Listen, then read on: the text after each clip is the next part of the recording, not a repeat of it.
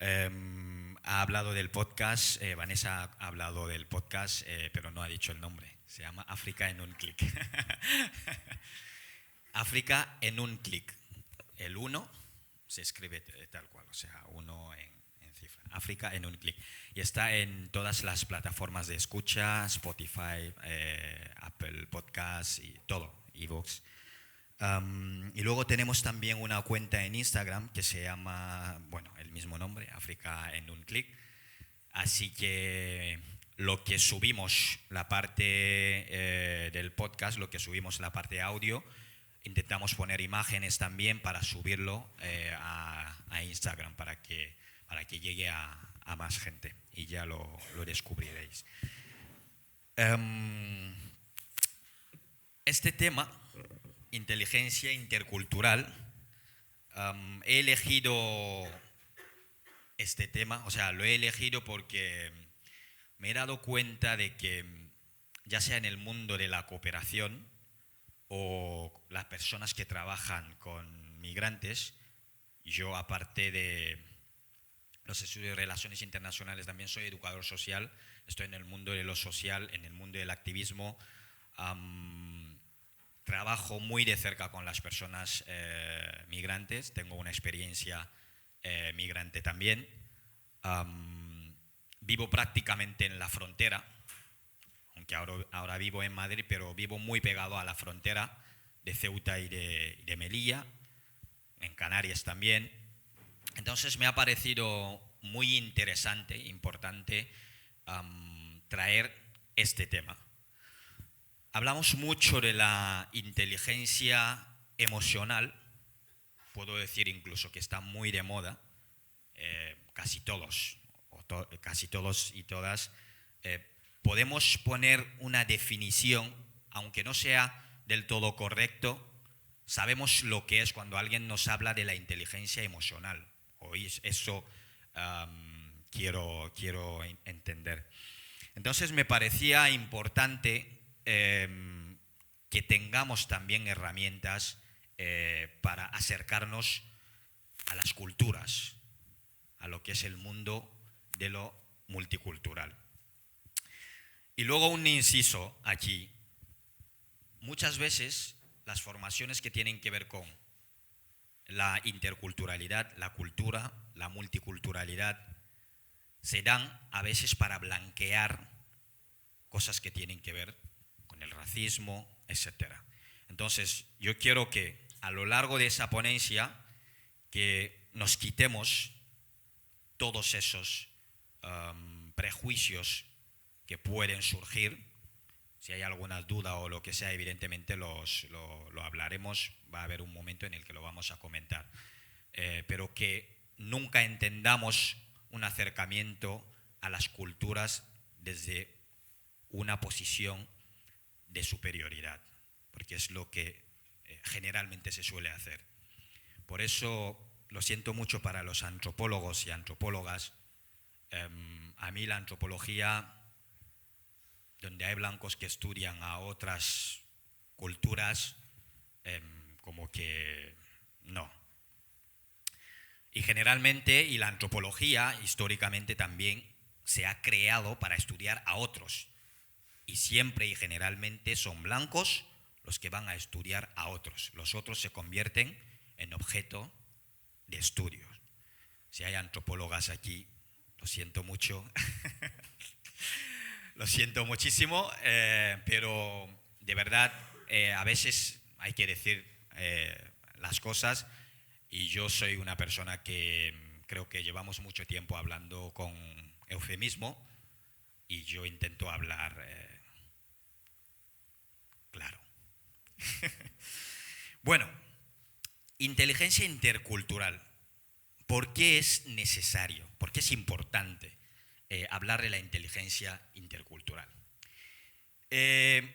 Porque si nos fijamos, esta mañana cuando he llegado tarde, cuando se estaba hablando de la cooperación, no quise intervenir porque digo, bueno, acabo de llegar, tampoco voy a intervenir, sino que voy a escuchar. Si nos fijamos mucho en el mundo de la cooperación, existe una brecha entre cooperantes y la población destinataria. No hay ningún cooperante que no sepa esto. Y lo sorprendente es que se sabe, pero seguimos. Las críticas no pasan de creamos un espacio, hacemos la crítica entre nosotros. Cuando digo entre nosotros estoy hablando desde Occidente. Evidentemente pues, se hace la crítica desde aquí, entre los mismos, se retroalimentan y en los espacios de crítica casi nunca se incluye a la otra parte. Entonces hay un desequilibrio. No podemos decir que queremos solucionar algo, creamos un espacio donde vamos a hacer autocrítica, pero la otra pata la dejamos fuera y generalmente suele pasar eso. Entonces existe esa brecha. Por lo tanto, es importante tener en cuenta, incluir las perspectivas interculturales en los programas de cooperación, por lo menos los que funcionan. Me gustaría decir también que yo personalmente no creo en la cooperación. No creo en la cooperación. La cooperación es una herramienta que históricamente históricamente lo han utilizado los estados, las potencias occidentales y europeas, sobre todo para mantener el dominio, su dominación sobre los pueblos del sur. Antes lo hacían a través de la Iglesia. De hecho, incluso si remontamos mucho más en la historia, veremos que en el siglo XV, siglo XVI, también la época de la esclavización, se pasó a través de la Iglesia también para llegar al continente africano. Y en la conferencia de Berlín, cuando se decide repartir el continente africano entre las potencias europeas, también se pasó a través de la Iglesia Católica. Es decir, Leopoldo II, el rey de Bélgica, cuando iba a invadir el Congo, dijo exactamente, hay que ir a evangelizar. ¿Cuántas veces hemos escuchado eso? Hay que ir a evangelizar, porque a través de la evangelización todo pasa. Eduardo Galeano también lo cuenta en Las Venas Abiertas de América Latina, cuando explicaba eso de vinieron, ellos tenían la Biblia y nos dieron la Biblia, nos dijeron de cerrar los ojos y rezar, y antes de abrir los ojos ya se acapararon de la tierra. Una metáfora que es una realidad muy cruda. Entonces, por eso digo que ahora se ha transformado. Antes se llamaba ayuda al desarrollo. O sea, han ido cambiando el nombre de esto y siempre seguimos maquillando lo mismo. No hay ningún país europeo que no tiene en su Ministerio de Asuntos Exteriores un departamento que está reservado a la cooperación. No hay. ¿Por qué? Porque es un brazo del soft power, lo que se conoce en relaciones internacionales como el soft power. ¿Cómo tenemos que llegar? Antes lo hacíamos a través de la Iglesia. Pues ahora el mundo se está modernizando y todo eso, pues vamos a modernizar esto, le llamamos ayuda al desarrollo. Y lo que se suele vender también es eso de que es impuestos de la gente de aquí, lo que llega a los países. Recomiendo un libro, seguramente los que están en el mundo de la cooperación igual lo han leído, se llama Dead Ed. Es de Dambisa Moyo, se llama Dead Ed. Les recomiendo encarecidamente ese libro para la gente que de verdad está en el mundo de la cooperación, porque me consta que hay gente que quiere hacer la cosa bien, pero evidentemente para hacer la cosa bien también se necesita de esas herramientas y de entender el porqué, lo que hay detrás de todo eso. ¿Realmente son los impuestos de la gente de aquí lo que se invierte ahí? Hay muchas cosas que debemos preguntarnos. Entonces, se necesita la inteligencia intercultural también por el fracaso de la mediación durante las negociaciones en los procesos de paz. Evidentemente, yo voy a ir un poco de lo macro a lo micro para que entendamos por qué es necesario esta herramienta. Y de ahí la importancia de entender las claves culturales para tener un acercamiento asertivo a la población local. La población local es clave en los procesos de negociación, en los procesos de paz, en la negociación, en los procesos de paz. Pero ¿qué suele pasar? A la población local nadie le tiene en cuenta, generalmente. Cuando hay unas negociaciones del proceso de paz, ¿dónde se suelen hacer? Generalmente en los países europeos, en despachos cerrados, gente trajeada, que hablan de Guatemala, del Tigray, de Sudán del Sur, del Darfur, en sus despachos. Y cuando salen con hojas así, con carpetas muy grandes, y dicen, esa es la resolución, y hay que aplicarla. Muchas veces la gente que hacen eso no han pisado esos territorios. En Mali dijeron, hay que llevar una misión de contraterrorismo, llevan 9 años con diferentes proyectos, el proyecto Barkhane, el G5 Sahel, cualquier proyecto que crean. Takuba lo crean, después de X tiempo ya no funciona, hay que cambiar de nombre. Pero, ojo, sigue siendo el mismo, pero cambiamos de nombre y parece ser que hemos cambiado algo. ¿Dónde queda la población local? No existe, no ha estado ahí. Y muchas veces la gente que participan en esos espacios ni siquiera tienen claves interculturales, incluso los que se le mandan al terreno. Hay mucha gente que no tienen claves interculturales. ¿Dónde están alojadas los despachos de Naciones Unidas en los países donde hay conflictos? En la capital.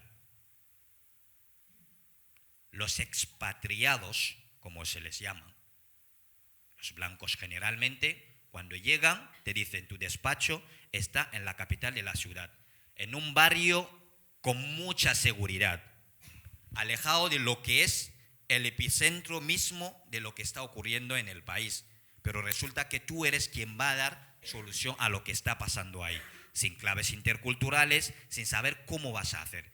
Quedas ahí, estás cobrando sueldazos, yo sé cómo cobran, lo que cobran la gente que va en misiones de paz en los países en conflicto, y generalmente después de tanto tiempo, cuando no va, nos dicen, ya han cambiado el emisario de Naciones Unidas para Darfur, para Libia, para no sé qué. Cada 2 por 3 se va cambiando. Y evidentemente, aquí también recomiendo una película, serie, que se llama Sergio, no sé si lo habéis visto, creo que está en Netflix también. Es de un diplomático. Ahí se ve cómo ese diplomático utiliza las claves culturales. Es un diplomático brasileño que murió en el 2003 en un bombardeo en Irak. Estuvo en Camboya en una misión de paz bastante complicada, y la verdad se veía como ese diplomático, al tener claves interculturales, cómo hacía acercamiento a la población local, cómo se acercaba. Y ojo, desde los altos mandos les decían que no tenía que hacer eso porque se ponía en peligro. Y al final, evidentemente, consiguió muchísimas cosas. Le destinaron a Irak y en Irak murió en un bombardeo, desgraciadamente.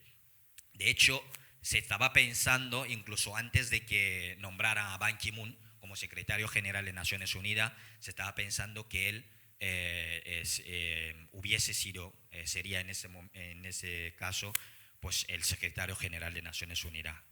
Os recomiendo de verdad esa película. Y ahí vemos la importancia que tiene la población local dentro de cualquier tipo de negociación. Y si la población local es tan importante, no nos podemos acercar a ella sin tener las claves interculturales.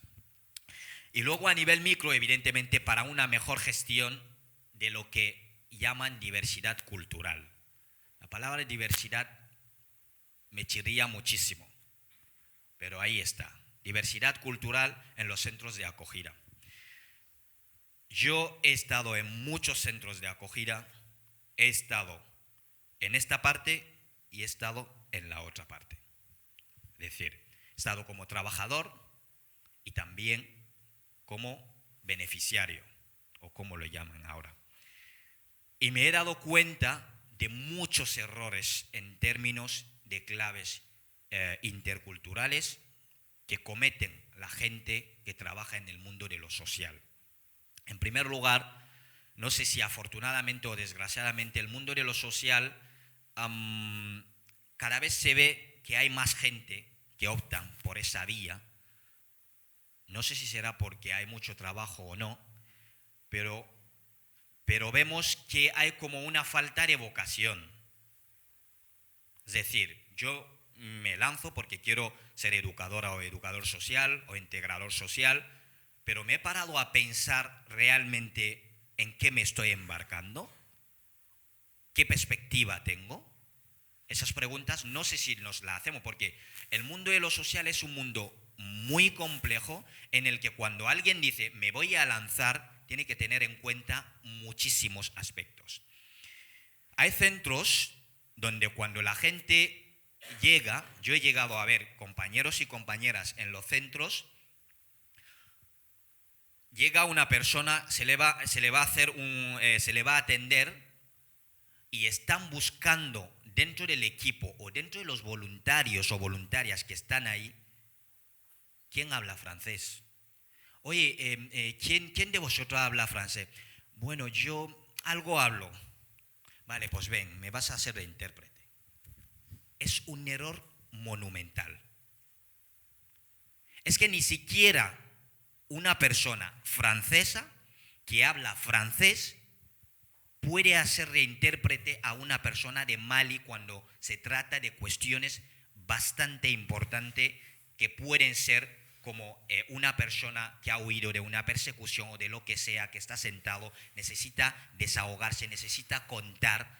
Hay muchas claves, porque no se trata solo en este caso de hacer una simple interpretación de lo que está diciendo la otra persona.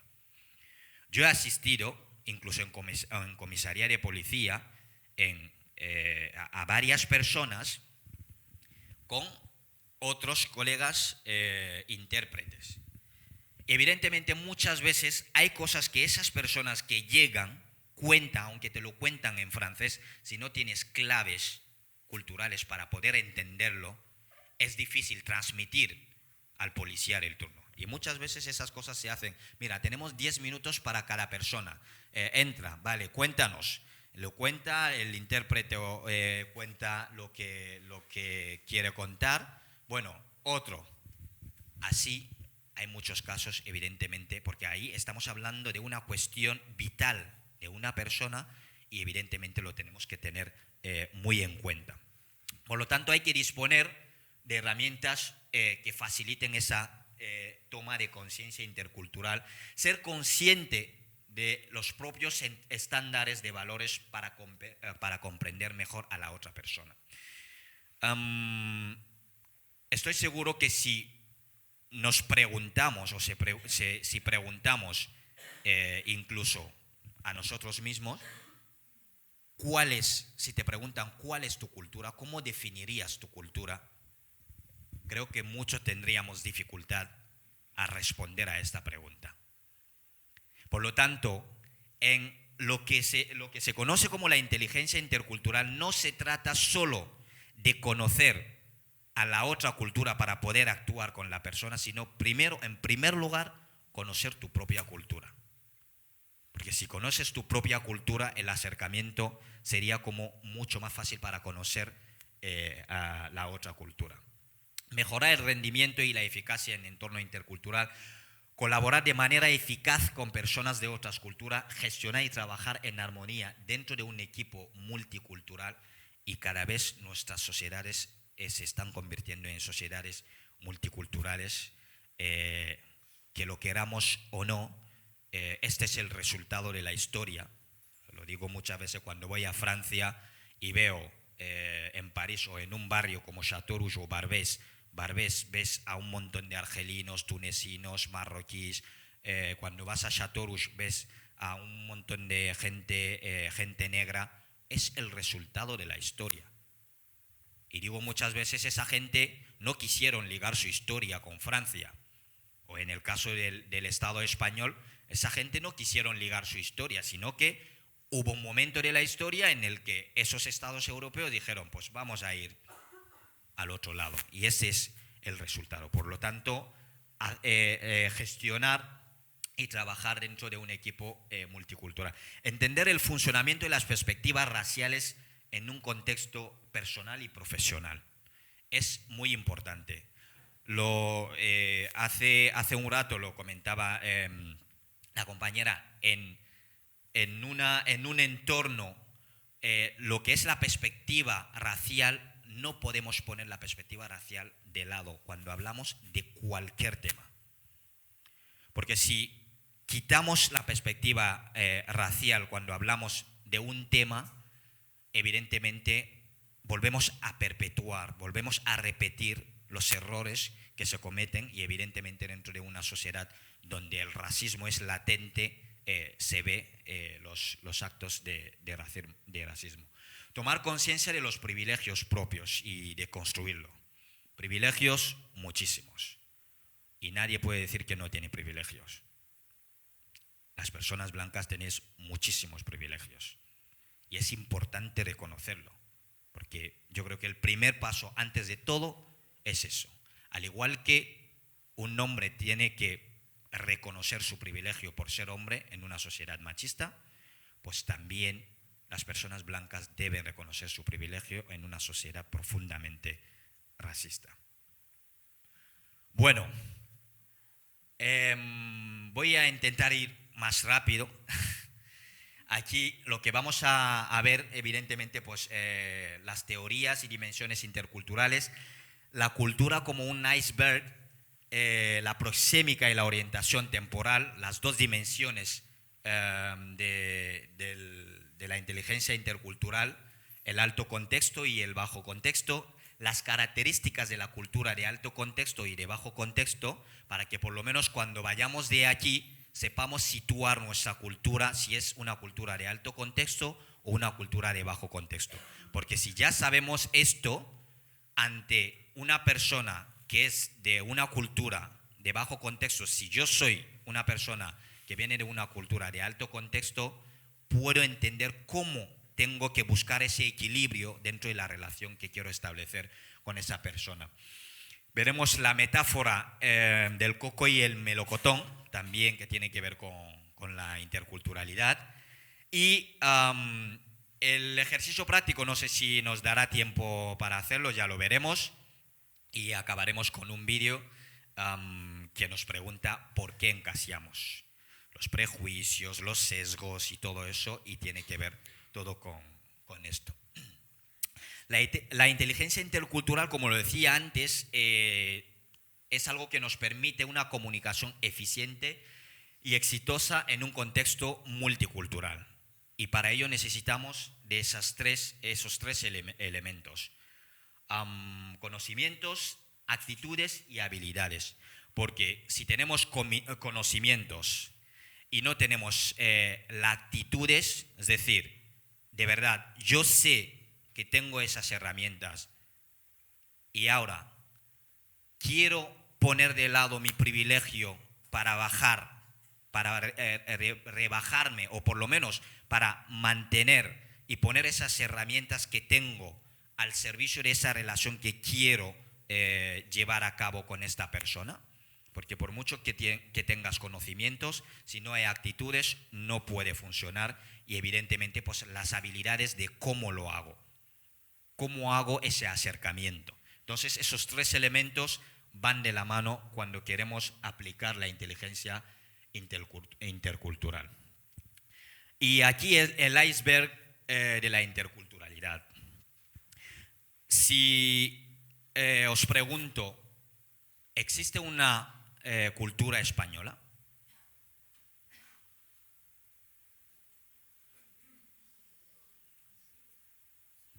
¿Sí? Es una pregunta, ¿eh? Sin más, de verdad. ¿Existe una cultura española? Vale, vale. Entonces hay más sí que no. Vale, ¿y qué diríais que algo Decidme algo que cuando se ve, dices, esa es España, esa es la cultura española. La paella, la tortilla, el flamenco, los toros.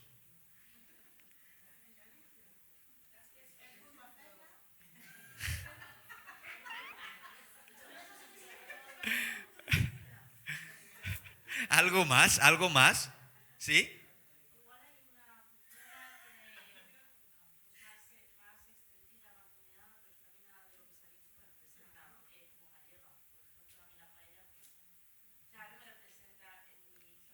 Vale, empezamos a tener discrepancias, ¿no?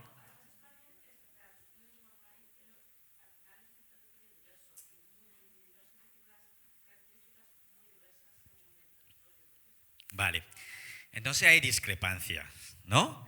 ¿Eso qué quiere decir? Que incluso dentro del propio Estado, estamos hablando de un solo país. Por eso a mí cuando me dicen esto, es que a los africanos les gusta no sé qué, no sé cuánto. A los africanos no les gusta no sé qué, no sé cuánto. Estamos hablando de un territorio de más de 30 millones de kilómetros cuadrados, con más de 1.200 millones de habitantes, con más de 55 países, con más de 2.000 lenguas. África. Pero todos decimos eso.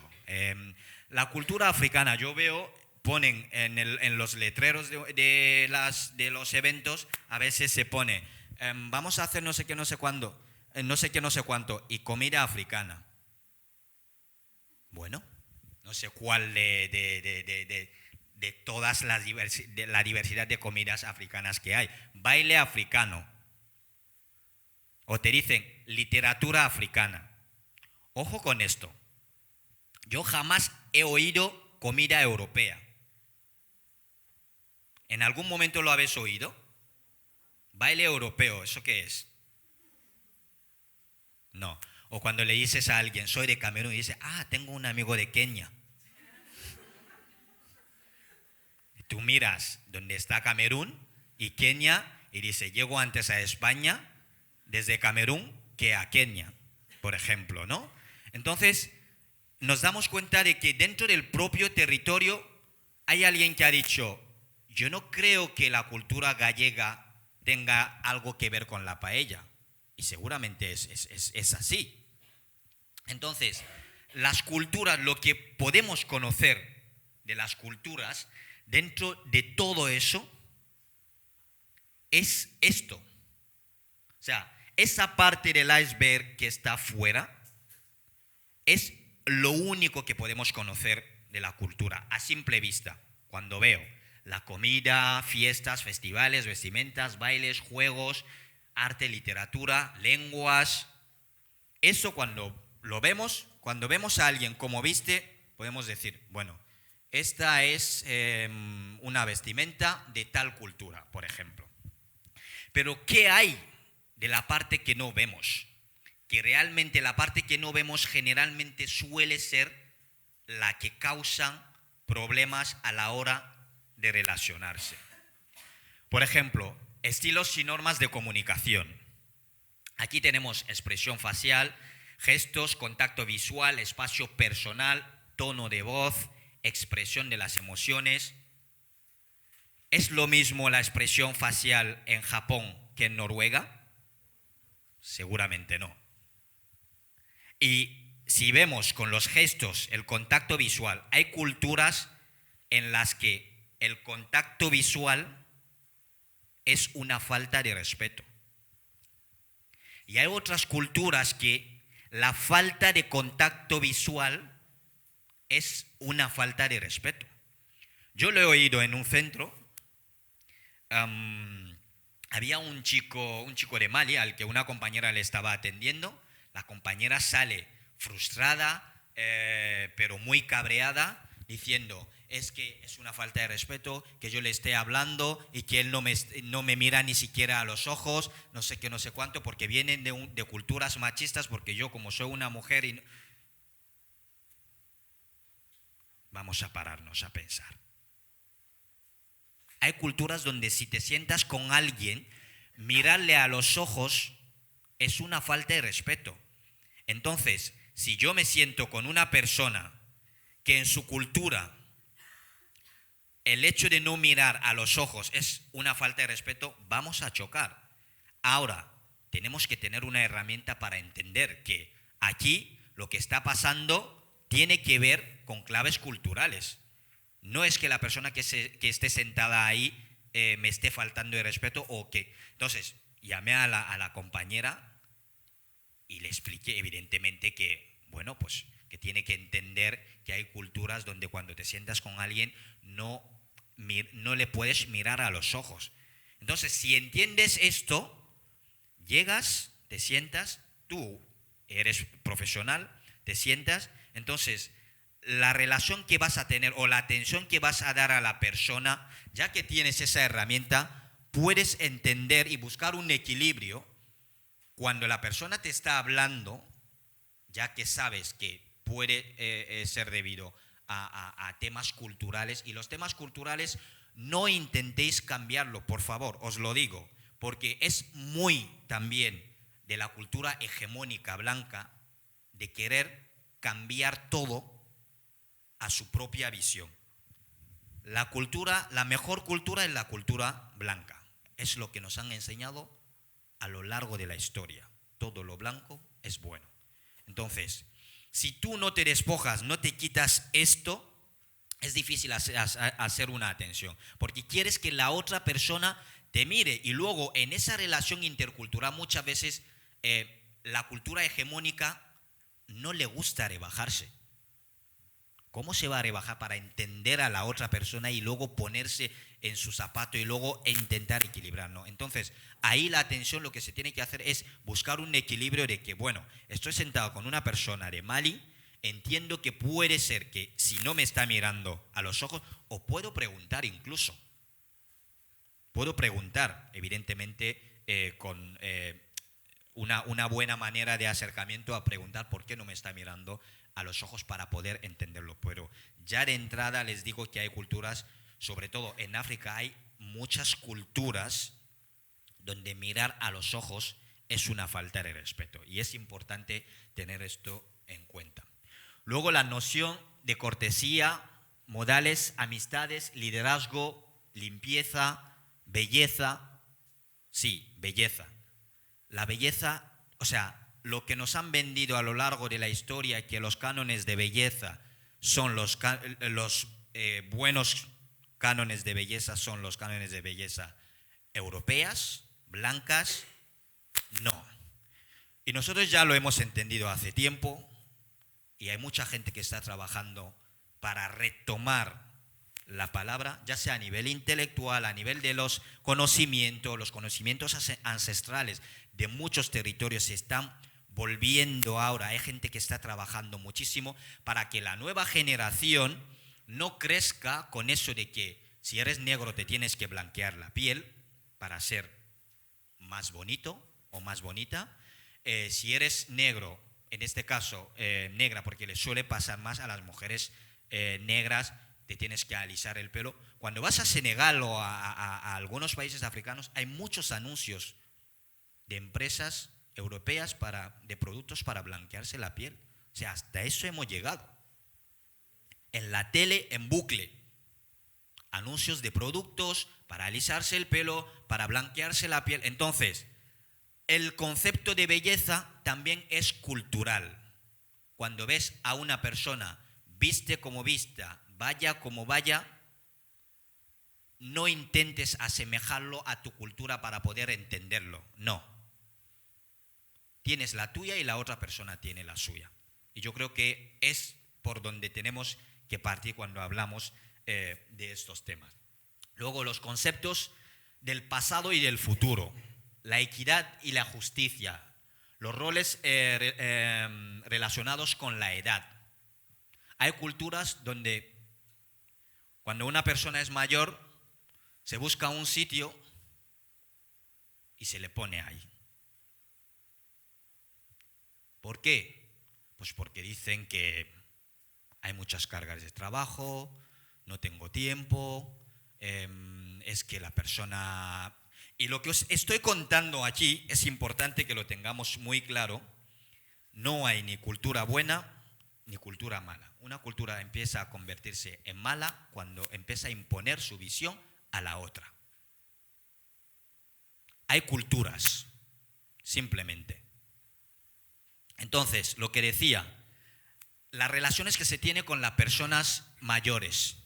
Hay culturas donde la persona mayor es el bien más preciado de la comunidad. O sea, la persona mayor no se quedan solas en ningún momento. No hay soledad.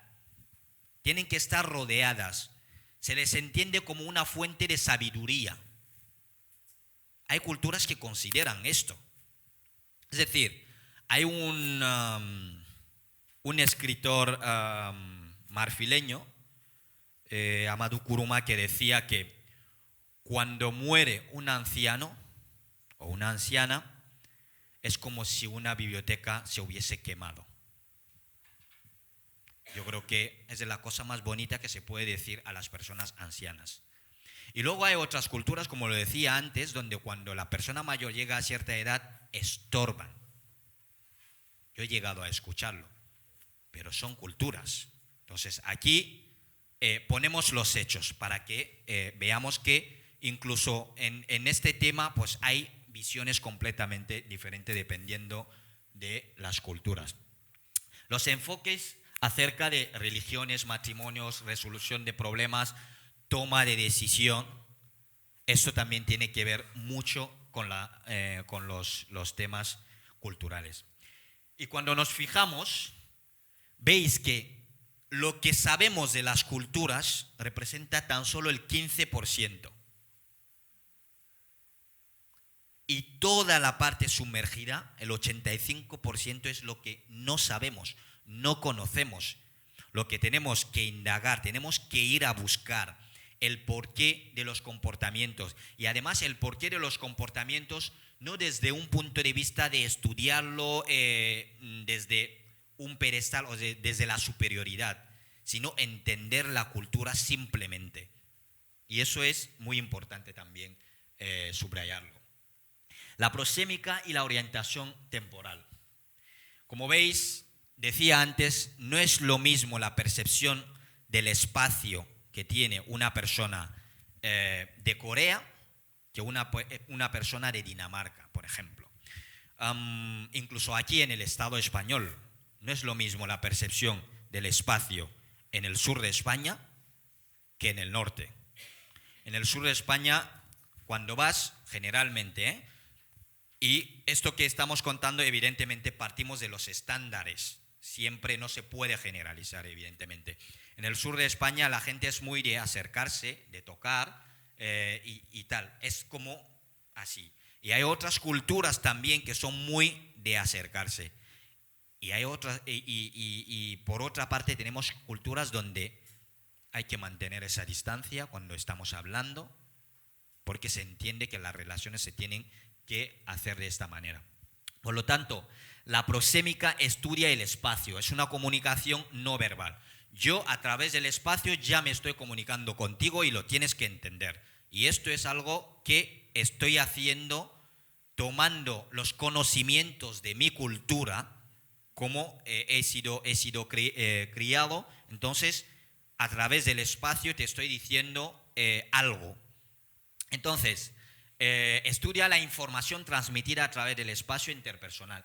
Depende, evidentemente, como lo decía, de cada cultura y situación comunicativa. Aquí, si os fijáis, hay zona íntima, zona personal, zona social y zona pública. Lo de situación comunicativa, que depende de la situación comunicativa, el espacio público, cuando estamos en la calle, entendemos que hay una distancia que tenemos que mantener, aunque no nos lo digan. Yo no puedo ir por la calle junto a una persona así, yendo por la calle con una persona que veo sin conocerle de nada, ir junto a esa persona todo el rato. La persona se va a asustar o me intentará llamar la atención porque entiende que en ese espacio que llamamos público hay una forma de comportarse. Hay un espacio que tenemos que dejar. Pero ¿qué pasa? Que, como decía, que depende de la situación comunicativa. ¿Qué pasa cuando estamos en el metro? Es una zona pública, pero cuando el metro está abarrotado, ya entendemos que se nos puede pegar la persona y no le llamamos la atención. Porque esta es una situación comunicativa que nos hace entender que por mucho que alguien te acerque y te ponga el aliento aquí en el cuello, no le puedes decir nada. Bueno, si exagera, evidentemente, pues le puedes llamar la atención, pero entendemos que en ese espacio, pues la gente se tiene que comportar de esta manera. ¿Qué pasa en los ascensores? Lo mismo, es un espacio que entendemos que es público, pero cuando estamos en el ascensor, entra la gente, van entrando, no nos conocemos. Además es que nos genera incomodidad. Ese momento en el ascensor en el que estáis mucha gente que no os conocéis de nada, hay un silencio hasta que llegáis a las plantas donde estáis yendo, ese silencio incómodo, también porque entendemos que estamos en un espacio muy reducido, sin distancia, una distancia que culturalmente también está puesta, ¿no? Y luego aquí la zona íntima. La zona íntima normalmente la compartimos pues con parejas, amigos, amigas cercanas o familiares. Pero la zona íntima también puede ser una zona de intimidación. ¿Qué hacemos cuando queremos intimidar a alguien? No nos alejamos de la persona.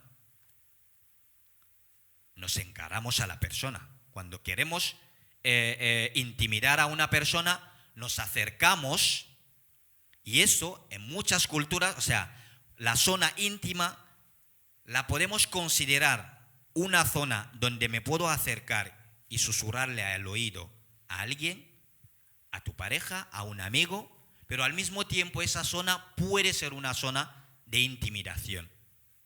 Y la percepción de esto también es cultural, porque hay culturas en las que para decirle algo a alguien, para transmitirle algo y que la persona lo entienda, tienes que acercarte más, incluso de una forma como desafiante. Pero desafiante lo veríamos desde esta parte, porque entendemos que desde aquí, cuando una persona se te acerca así, encarándose, es que te está desafiando. Pero en otras culturas, hacer ese tipo de acercamiento es que te quiero decir algo muy importante, que también es bueno que lo sepamos. La orientación temporal. Aquí ha habido muchísimos problemas, muchísimo. ¿Cuántas veces hemos organizado algo en las asociaciones que trabajamos con migrantes que vienen de otras culturas y hemos dicho, qué falta de respeto que me he tirado toda la semana montando una actividad y ahora vienen cada uno a su hora, vienen tarde, eso es una falta de respeto? ¿Cuántas veces hemos dicho eso? Así de veces. Pero es lo mismo, porque tenemos que entender, hay culturas que tienen una percepción monocrónica del tiempo y otras que tienen una percepción policrónica del tiempo. ¿Esto es malo? Yo diría que no. ¿Lo otro es malo? Tampoco. Ahora bien, ¿cómo buscamos el equilibrio? De eso se trata. Entonces, tenemos que entender que la percepción en la parte monocrónica del tiempo, ¿qué es lo que ven? ¿Qué es lo que entiende la gente? Y de verdad os lo digo, no intentéis cambiar nada. No, es que vamos a hacer talleres, bueno, ahora lo del tiempo, vamos a reunirnos con ellos, vamos a hablar, les vamos a decir cómo tienen que entenderlo, buscar un equilibrio. Porque quitar a alguien algo cultural, yo digo siempre que las culturas se vuelven malas cuando atentan a la integridad física de las personas o cuando se impone a otras personas. Pero si no, la cultura no tienen por qué ser malas. En la parte monocrónica del tiempo, hay una necesidad, las necesidades de la gente se ajustan a las exigencias del tiempo, horarios, fechas límites, etcétera. ¿Cuántas veces hemos escuchado eso? Hay una fecha límite, el trabajo se tiene que entregar tal fecha y además es que, bueno, yo también porque he estudiado aquí, muchas veces te lo ponen en el Moodle. A las 23:59, si no has entregado el trabajo, se cierra la página. Ya no puedes entregarla. Los estudiantes seguramente saben de qué estoy hablando, ¿no? Se cierra, ya no se puede entregar más. La cultura del tiempo. Tenemos una sola hora, es decir, la hora es la hora. Antes de empezar una reunión ya estamos preguntando, ¿cuánta hora tenemos? ¿Cuánto tiempo tenemos? Vale, tenemos media hora. Vale, pues de media hora no nos podemos pasar. Estamos con el reloj. Cuando llega la media hora, hay que parar la reunión. El tiempo es cuantificable, como digo, y está disponible solo en una cantidad limitada. La puntualidad es muy importante. Se hace una cosa a la vez y la termina antes de iniciar otra, independientemente de las circunstancias, no de qué ha pasado aquí. Pero independientemente de la circunstancia, una sola cosa a la vez. No se puede estar disperso, no. Vamos a centrarnos, tenemos media hora, tenemos que terminar esto y cuando terminemos ya nos pondremos con la otra. Aquí el tiempo está al servicio y es una herramienta de la gente, en la cultura policrónica. A mí me decía mi padre que es muy atrevido pensar o decir que vas a controlar tu tiempo, vas a controlar el tiempo. Yo no entendía eso, porque evidentemente cuando estás aquí, sin darte cuenta, poco a poco te empiezas también a convertir te empiezas a meter en esa maquinaria también yo antes, bueno, ahora estoy intentando corregirlo, pero antes cuando me llamaban o cuando mis padres querían hablar conmigo estando aquí, pues porque vas nutriéndote también, vas cogiendo lo que vas viendo aquí, evidentemente, y en tu día a día. Hablamos a las 7 mejor. Les pongo la hora. Normalmente cogían el teléfono, llaman y es lo normal. En las culturas policrónicas es lo normal. Coge el teléfono, llama a cualquier hora. Si has respondido bien, si no has respondido no pasa nada. La persona no se enfada. Entonces cuando empezaba ya a poner como, hablamos mejor el fin de semana porque esta semana tengo no sé qué, no sé cuánto, no sé qué, y tengo que empezar ya a controlar mi agenda, y me dijo un día, es muy atrevido pensar que vas a poder controlar el tiempo. Y es algo que todavía estoy intentando descifrar hasta el día de hoy. El tiempo se ajusta para satisfacer las necesidades de las personas.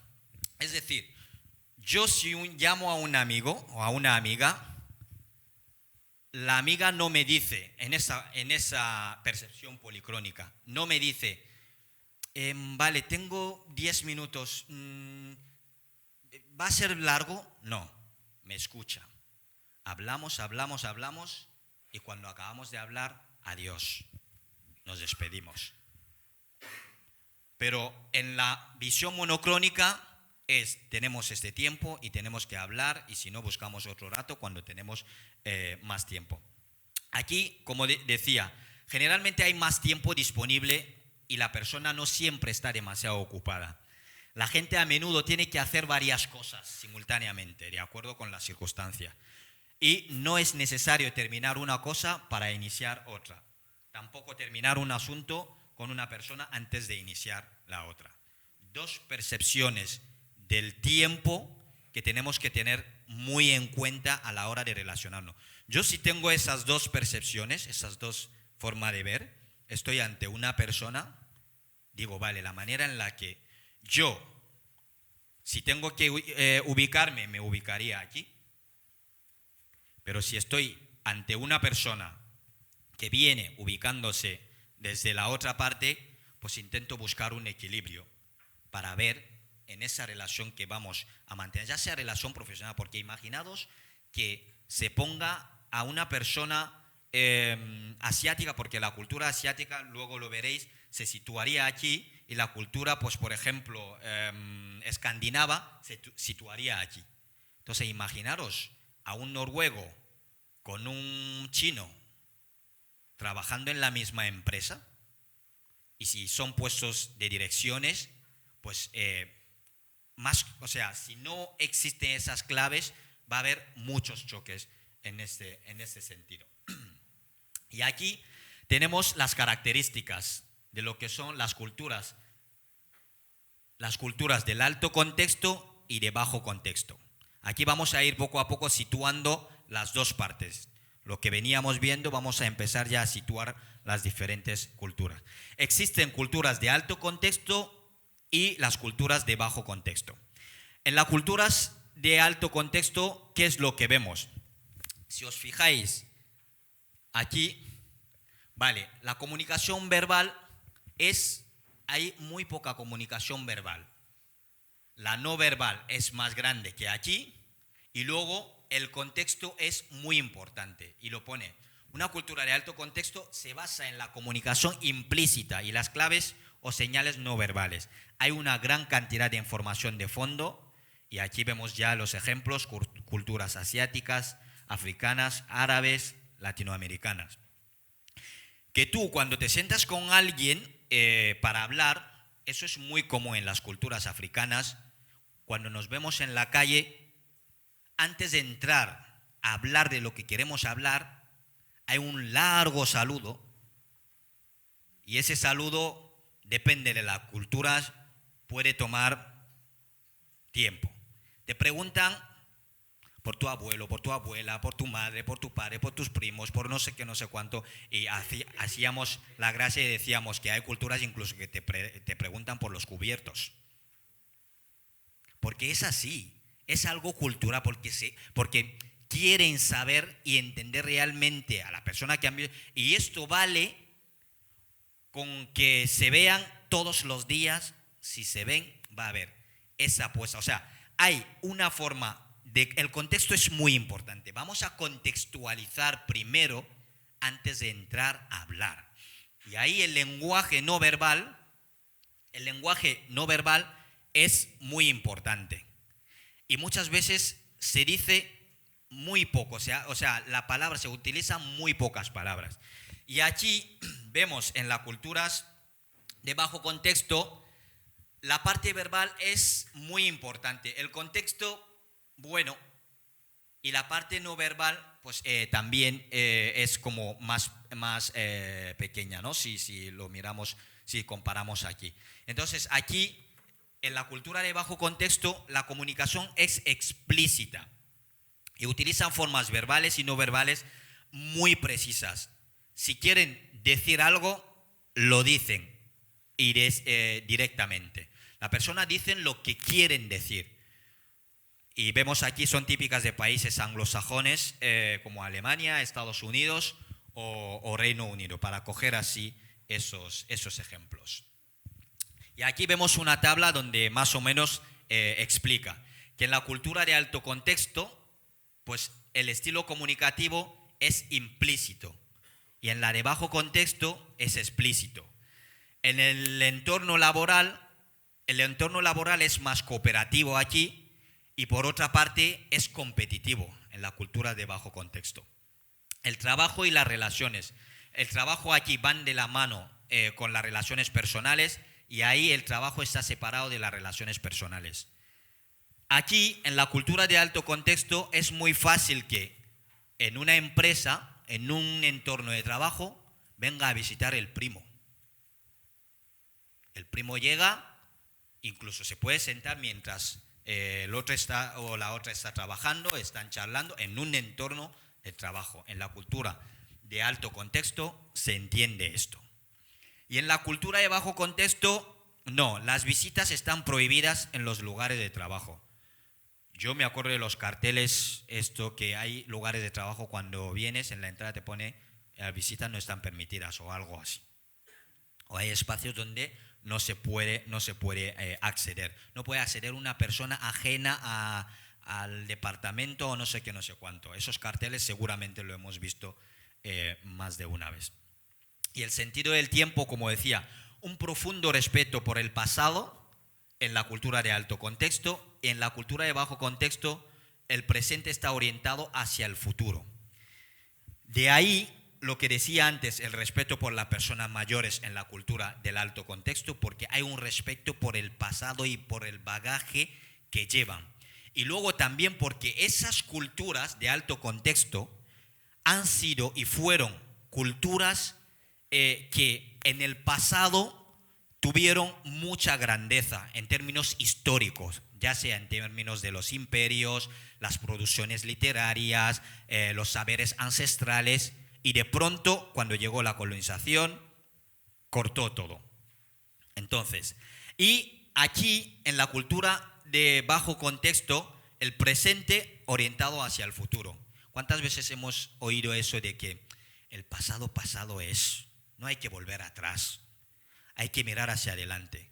Tú tienes que trabajar, pensar en meterte en una hipoteca, pensar en tener familia, en no sé qué, no sé cuánto. Tienes que pensar en tu futuro. Oye, ahora mismo estás gastando mucho dinero, no sabes qué va a pasar mañana. O sea, vamos del presente hacia el futuro en las culturas de bajo contexto. Y hay Achille Mbembe, que es un intelectual camerunés, un historiador, que explicaba la diferencia entre estas dos partes. Antes decía que aquí hay una añoranza de ese pasado también glorioso, de los saberes ancestrales, del respeto a los mayores, y aquí el pasado generalmente no fue bueno, porque fue un pasado manchado de sangre. Generalmente cuando miramos las culturas que están situadas en la postura del bajo contexto, hay que olvidar el pasado. ¿Cuántas veces nos han dicho cada vez que llega el 12 de octubre, olvidaros un poco del pasado, vamos a avanzar? No, del pasado no podemos olvidarnos. Hubo algo, pasó algo que aquí se quiere recordar y ahí se quiere olvidar. Hay que olvidar ese pasado y hay que avanzar. Entonces, el estilo del trabajo, aquí en el alto contexto el trabajo es más en equipo y en el bajo contexto es más individualista. Y relaciones entre empleados y empleador, pues vista de una manera humanista aquí, no sé por qué he puesto 2 veces humanista, y ahí vista de una manera mecánica. Esos serían como la tabla para poder entender también en esos conceptos aquí. Y aquí tenemos pues la línea más o menos hacia dónde podemos situar según qué cultura. Muchas veces la gente de Italia, de España, cuando hacemos esas comparaciones, a veces están aquí y otras veces están ahí, porque evidentemente dependiendo de la zona del territorio hay una forma, porque esto no es algo homogéneo tampoco de los territorios, ¿no? Entonces es algo estándar que también se tiene que entender.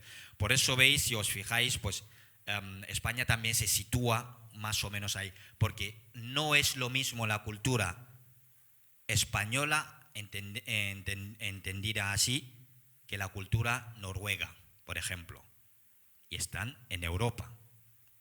Entonces marcar también esa diferencia. Vale, lo que decía, vale, aquí serían la cultura de alto contexto y aquí las culturas de bajo contexto.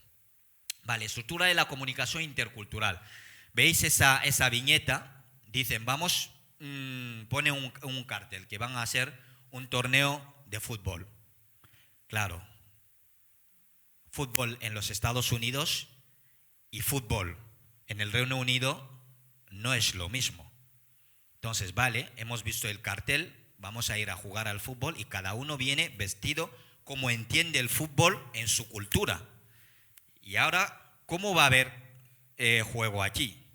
Imposible. Entonces tiene que haber comunicación, tiene que haber herramientas para entender que si aquí los americanos entienden el fútbol a su manera y los del Reino Unido también de una forma, pues hay que buscar, si se quiere realmente que haya una colaboración, una cooperación, se tiene que buscar un equilibrio para que se dé esto. Y aquí tenemos la comunicación directa y la comunicación indirecta.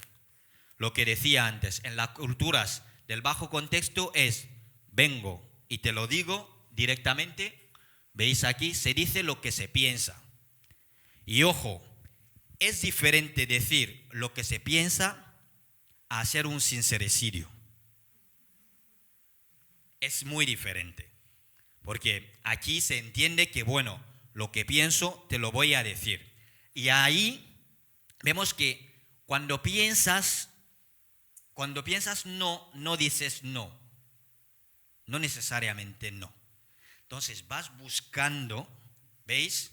Para llegar al mismo punto hay que contextualizar. Si has cometido un error, a ver cómo se lo digo. Voy a contextualizar primero el error que ha hecho. Voy a buscar las palabras para que la persona pueda entender hasta llegar a decirlo. En la cultura del bajo contexto, has cometido un error. Dependiendo del jefe viene y te lo dice así. Si lo ha recibido de la manera en la que ha recibido, pues también poco importa, generalmente, ¿no? La información se da de forma explícita y los conflictos aquí son vistos como productivos y se suelen tratar abiertamente. Aquí los conflictos se intentan evitar. Mejor evitar llegar a ese conflicto que llegar a ello y tener que solucionarlo. Vamos a intentar evitarlo. Como decía aquí, el significado, el sentido literal de las palabras, es decir, las cosas, como decía antes, se dice, y como ponía, pues el valor importante aquí pues es decir directamente la verdad. Y aquí, si la verdad es negativa, a veces se modifica para no ofender a la otra persona. Es cultural. Es que me está mintiendo. Es que yo lo sé, me está mintiendo. O eso lo dice para quedar bien. O generalmente, o sea, son cosas, son claves culturales que es muy importante entender. La persona no te está mintiendo. La persona está buscando cómo te va a decir esto, pero de una manera modificando. A ver, se puede buscar. A ver, yo estoy en contra de utilizar eufemismo para decir las cosas.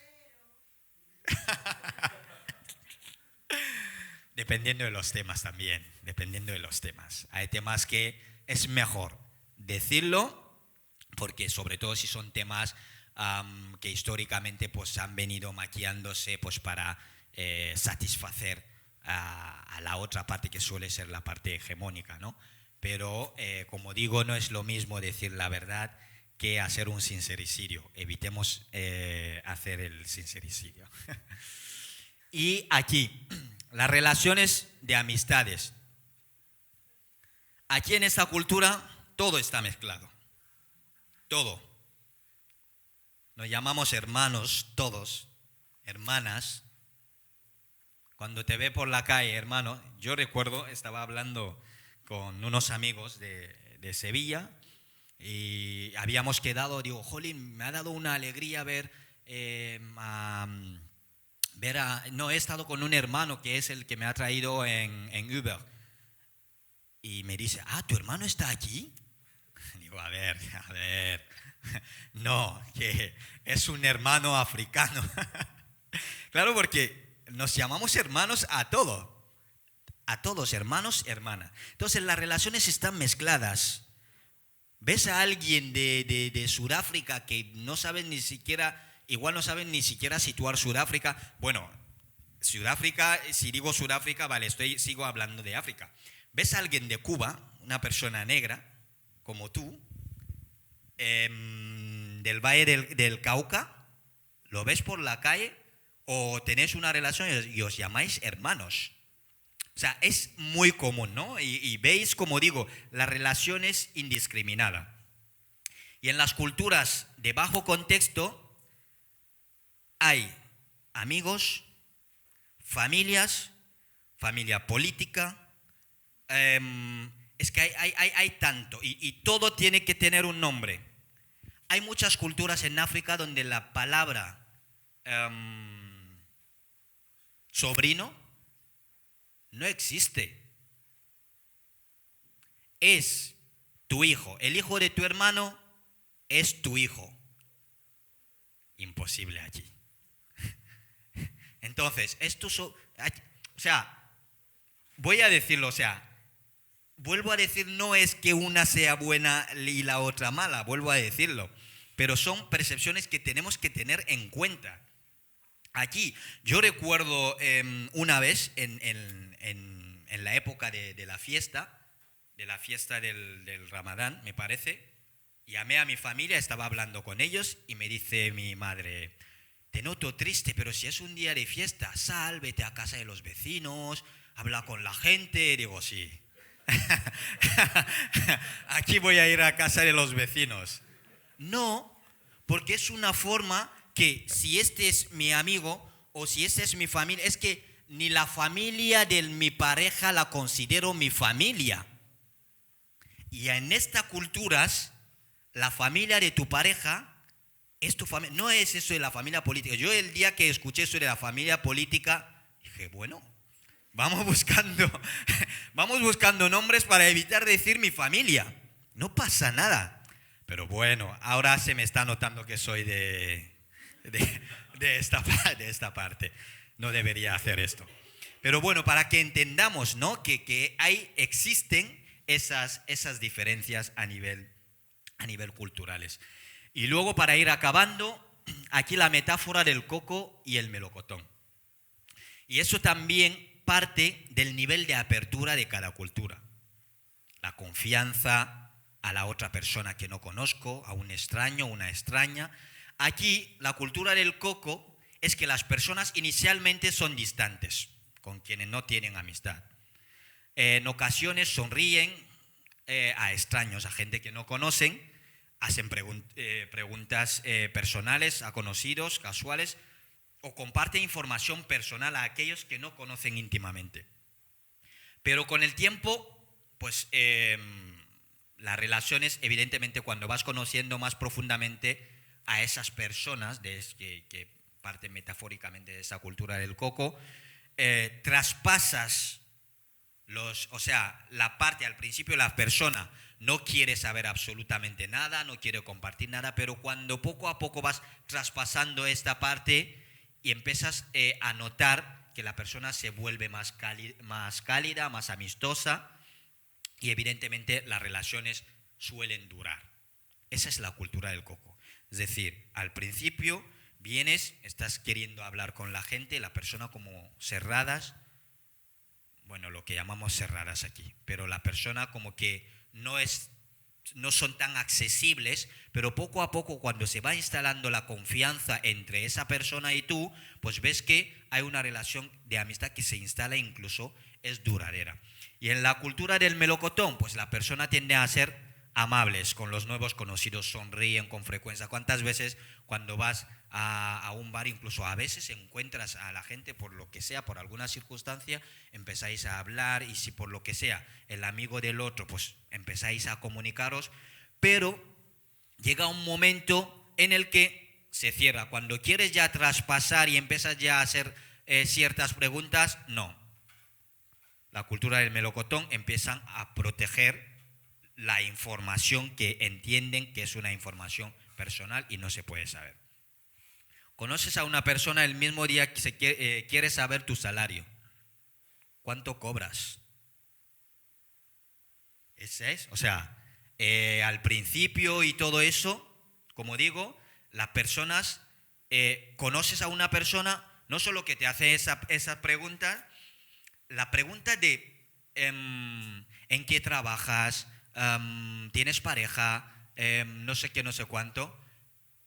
Es muy común en ciertas culturas. Lo primero que te ven, incluso si vas a conocer a la familia, ya sea de la pareja o a los padres de tus amigos, cuando llegas en la conversación, fácilmente te pueden preguntar ¿a qué te dedicas? Es normal en ciertas culturas. Y si la conversación sigue, incluso ¿cuánto cobras? entra en detalles y todo eso. Entonces son dos percepciones, vuelvo a decir, ni una es mala, ninguna es mala, no se trata de mala y buena.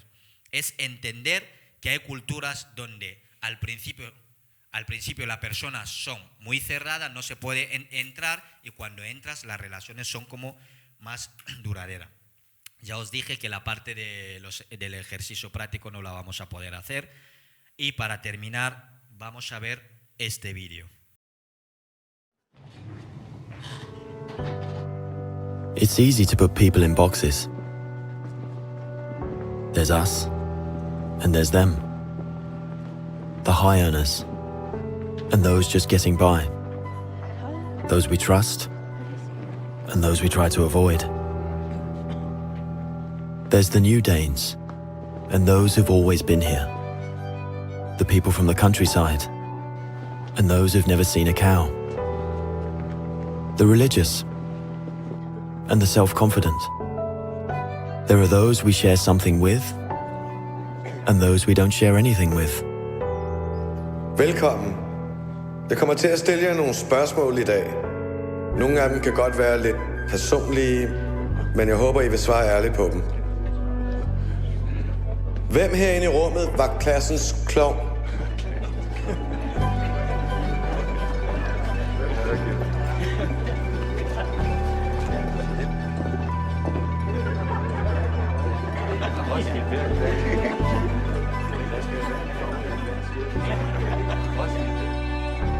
Hvem er bonusforældre?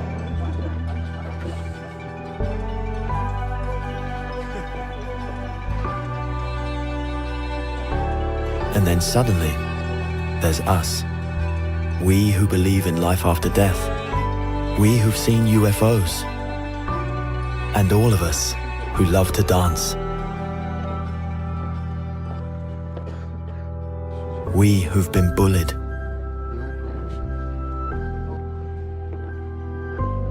And we who've bullied others.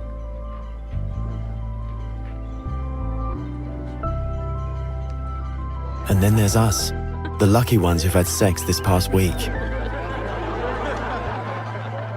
We who are broken-hearted. We who are madly in love. We who feel lonely.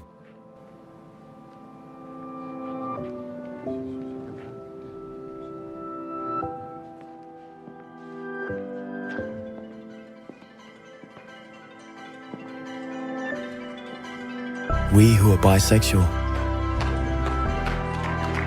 And we who acknowledge the courage of others.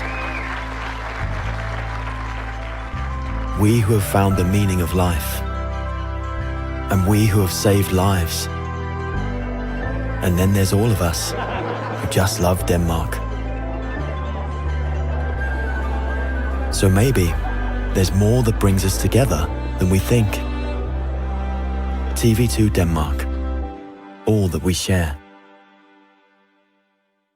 Es un anuncio que hizo la televisión danesa que, bueno, quitando la parte esa que se intenta también como romantizar muchas cosas, ¿no? Pero es para entender que muchas veces los sesgos, el privilegio, los prejuicios son los que condicionan generalmente las relaciones, sobre todo en la parte de las relaciones interpersonales.